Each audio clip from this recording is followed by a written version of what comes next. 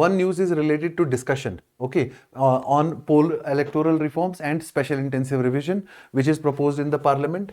The second news is surveillance app, which are basically snake oil for accountability. I will explain the term snake oil. To, what does this term means and why it is snake oil for accountability. Okay, then pensions reforms in India. Then the trade relations with Russia and how we have to balance with the rest of the world.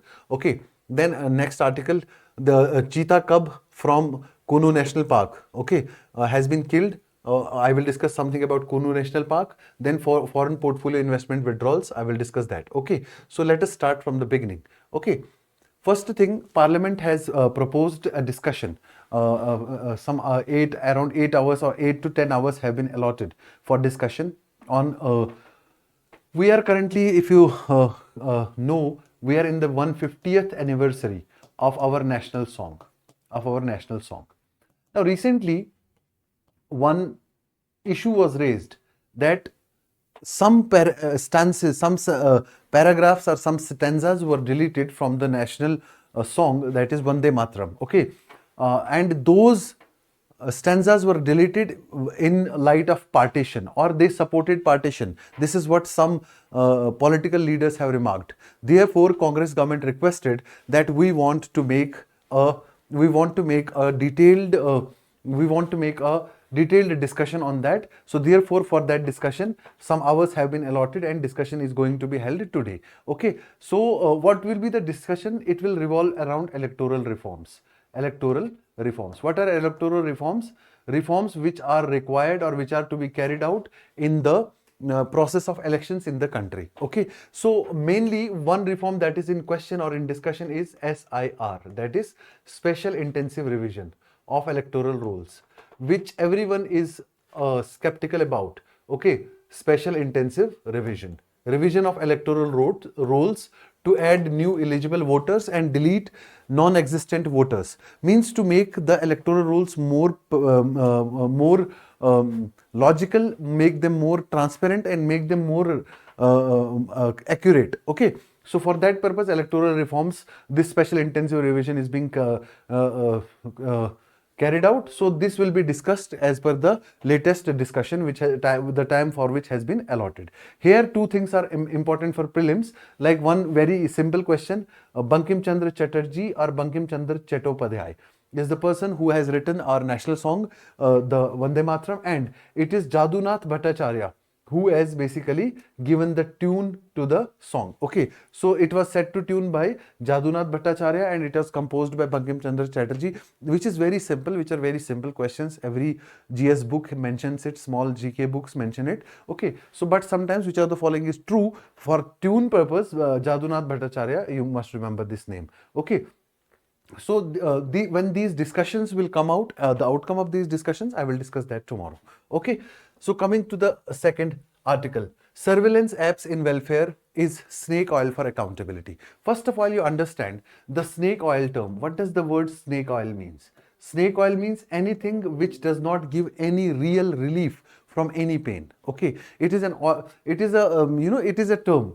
The term was first used in United States of America in terms of some reforms that they are not easing out the real pain of the people. So that's why snake oil have been called the surveillance apps or the applications which we have started for different works. Okay, like some examples of digital paperwork or digital tools or digital applications. Recently, I have already told you that for Mahatma Gandhi MG Narega, we have started the biometric authentication of workers. Now, sometimes the workers don't come, sometimes fake and false images of the workers are uploaded on the portal. So it means that it has not been effective. Okay, then also government introduced NMMS.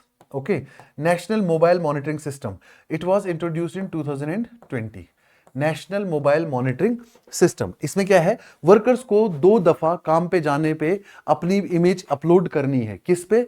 NREGA के portal पे, कि हम 2 दफा दिन में काम पे available थे, विच मीन्स आने आते वक्त और जाते वक्त, तो पूरे दिन काम पे अवेलेबल रहे।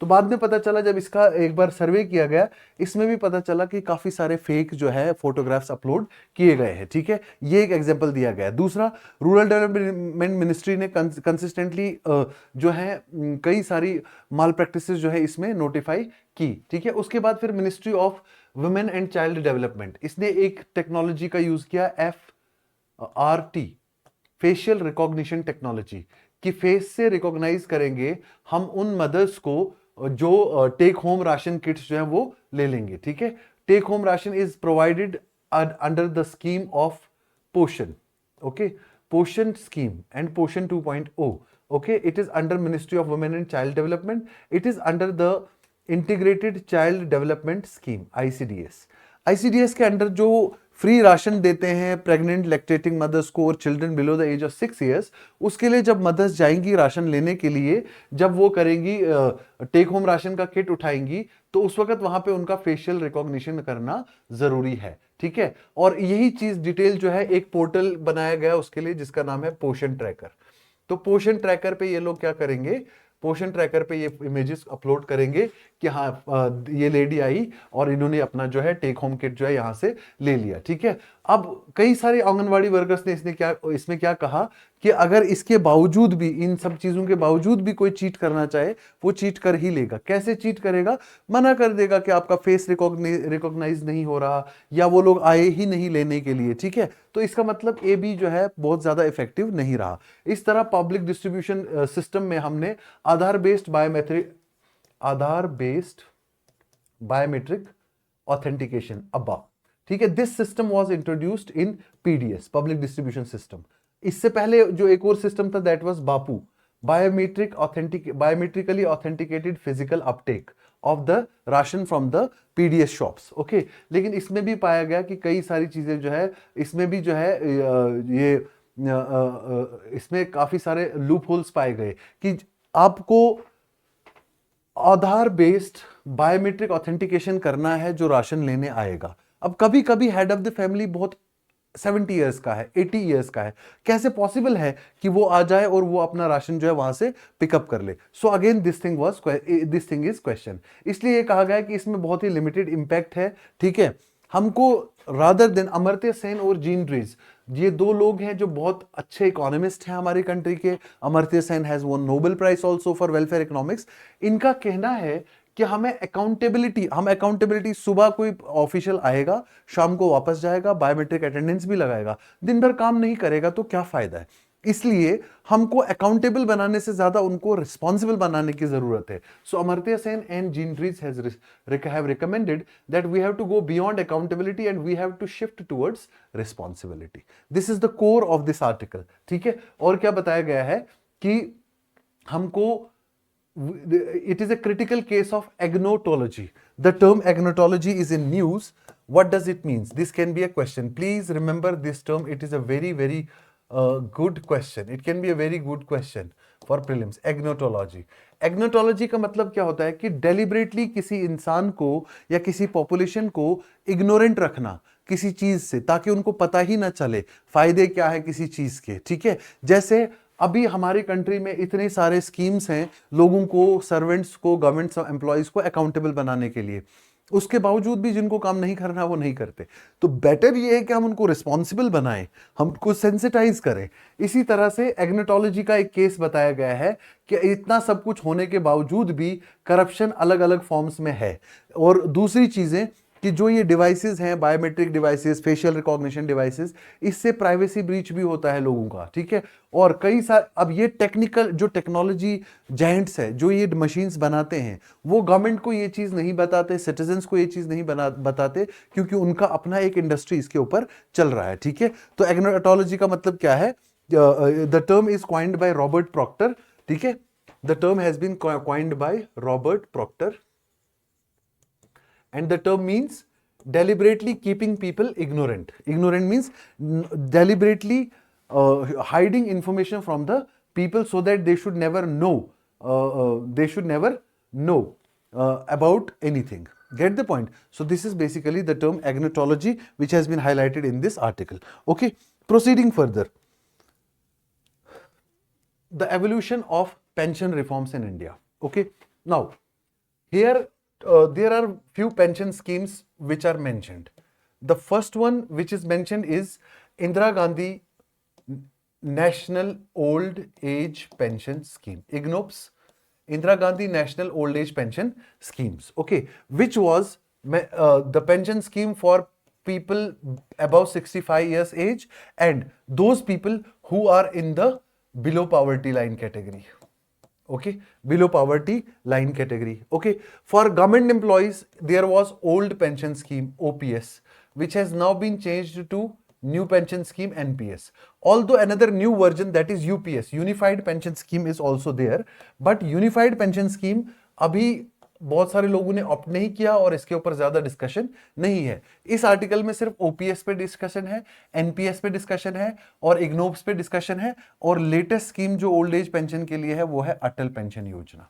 ये बताया गया है इस आर्टिकल में कि जो पुरानी स्कीम्स है, चाहे ओल्ड पेंशन स्कीम है या चाहे तो ये वाली स्कीम है, ओल्ड पेंशन स्कीम है या फिर इग्नोप्स है, दे वर वेलफेयर ओरिएंटेड स्कीम्स, दे वर वेलफेयर ओरिएंटेड स्कीम्स और इसमें लोग कुछ भी कंट्रीब्यूट नहीं करते थे, सिर्फ उनको वेलफेयर बेनिफिट्स मिलते थे. लेकिन एनपीएस और Atal pension Yojana, these are contributory schemes. It means इसमें जो इंडिविजुअल है वो पहले कुछ कंट्रीब्यूट करेगा और बाद में गवर्नमेंट उसको एडिशन करके रिटर्न्स उसके ऊपर ऐड करके गवर्नमेंट उनको पेंशन के फॉर्म में प्रोवाइड करेगी. ठीक है. अटल पेंशन योजना 18 to 40 इयर्स जो है आप कंट्रीब्यूट करोगे और जब आप 60 इयर्स अटेन करोगे उसके बाद आप बेनिफिट्स रीप करना शुरू करोगे. ठीक है. यहां पे दो चार्ट्स बताए गए हैं. ठीक है.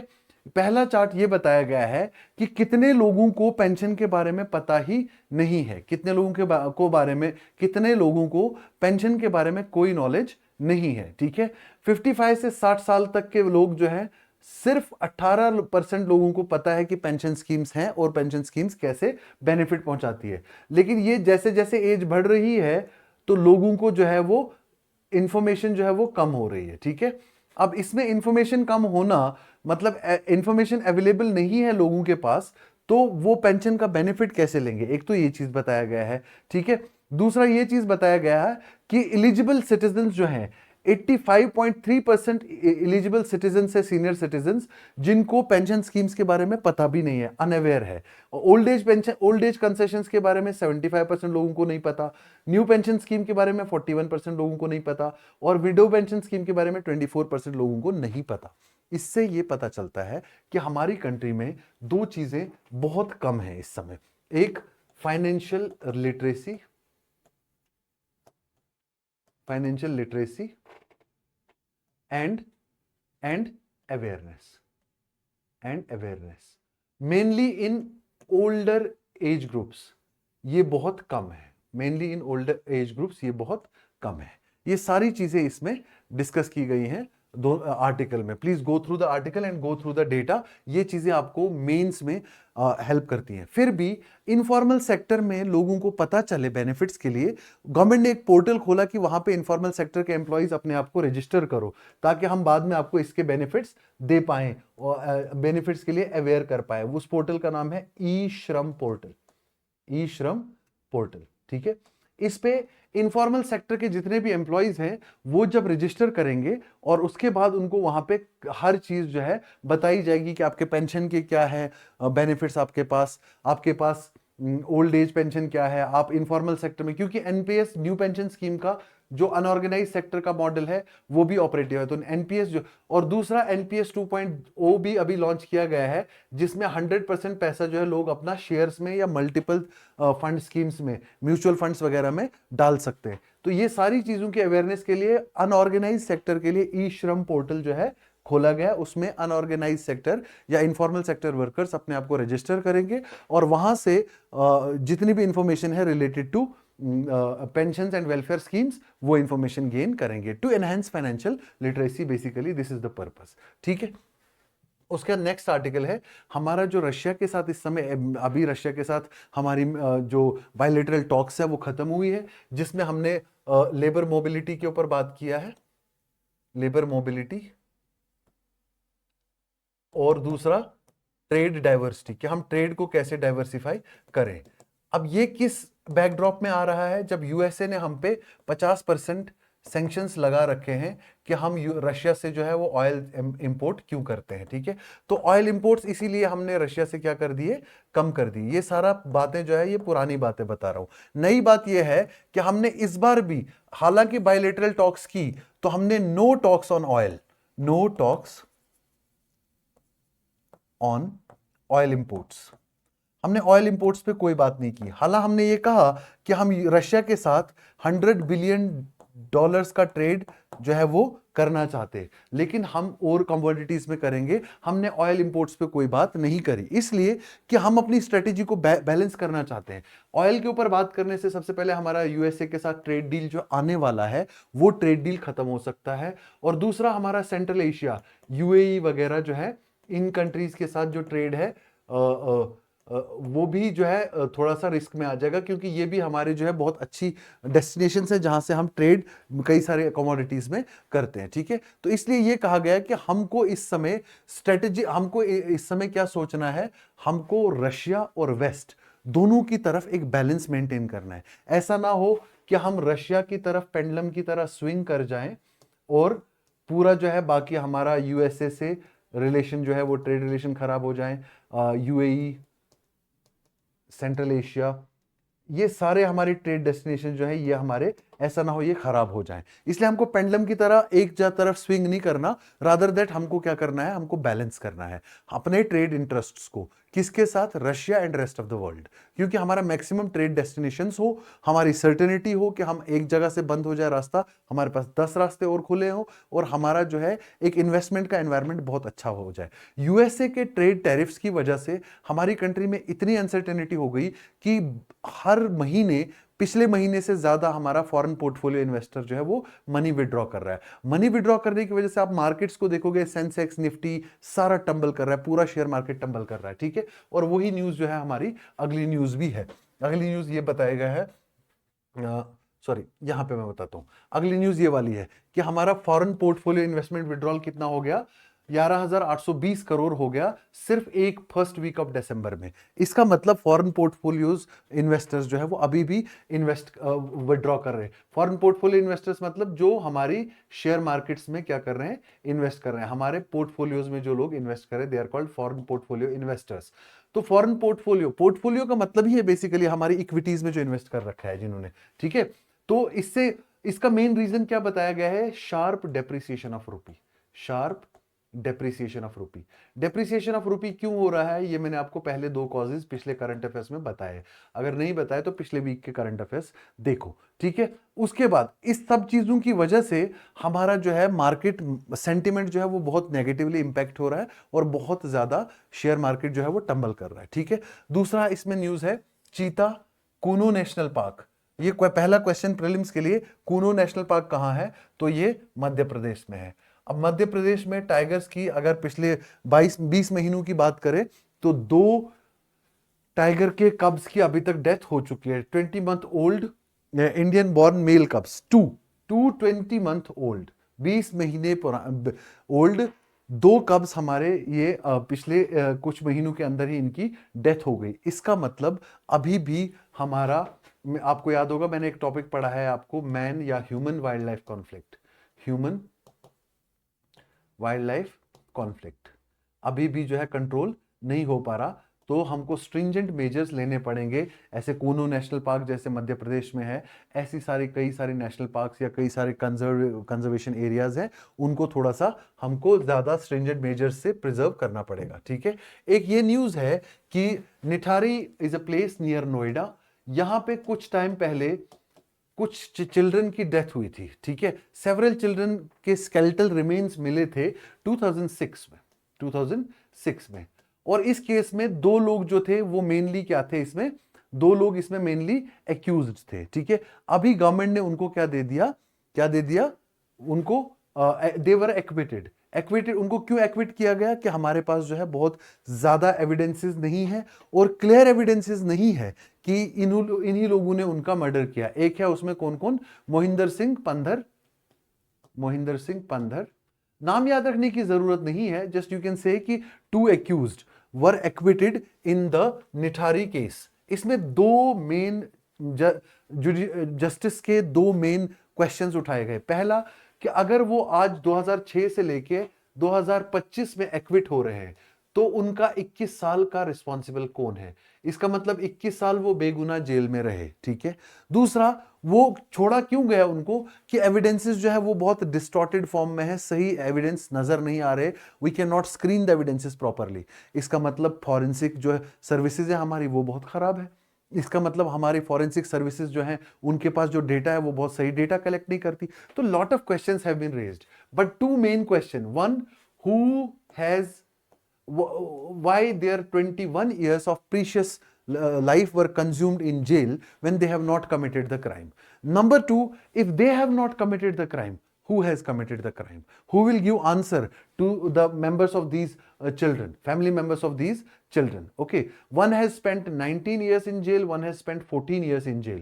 Now if these two people have spent 19 and 14 years in jail, then who will be responsible for the loss of these precious years of their life if they are innocent? Okay, उसमें यह बताया गया है कि हमारा जो forensic services है इनको चेक करना है, transparency mechanism, data driven model भी हमारा जो नहीं है पुलिस को एवेलुएट करने के लिए, ठीक है। और दूसरा, हमको एविडेंस लॉस कैसे हो जाता है, हम अनसाइंटिफिक मेथड से उनको बिल्डअप करते हैं क्या, क्या हम उन केसेस को ऐसे ही बनाते हैं, क्या इन्वेस्टिगेटर्स या फॉरेंसिक एक्सपर्ट जो है वो कोई इशू कर रहे हैं, क्या फॉरेंसिक ऑफिसर्स इसमें कुछ इशू क्रिएट कर रहे हैं। तो ये सारी चीज़ों के ऊपर पता चलता है कि हमारे जो है अकाउंटेबिलिटी मैकेनिज्म्स जो हैं वो सही नहीं है। तो दो क्वेश्चंस और दो केस स्टडीज मैंने आपको बता दी कि जस्टिस जुडिशियल सिस्टम में जो है कि ये जो हमारा जो जस्टिस सिस्टम है इसमें अभी भी बहुत सारे लूप होल्स हैं, ठीक है। जिसमें सबसे बड़ा है pendency of cases, long languishing people जो अनलॉफुल एक्टिविटीज प्रिवेंशन एक्ट में डिटेन्ड है, 10 साल तक ट्रायल भी शुरू नहीं होता, तो इसका मतलब उनका एक basic human fundamental rights violation होता है, ठीक है। तो हमको अपने एफिशिएंट जस्टिस सिस्टम बनाने की जरूरत है, उसके लिए कुछ इसमें रिकमेंडेशंस दी गई है, please go through them, and this is one of the great articles I could see regarding some main pointers for reforms in the justice system. Okay, so this was all in today's newspaper. Okay, I will again come tomorrow with some other news in the remaining part of the current affairs. Thank you so much for joining me.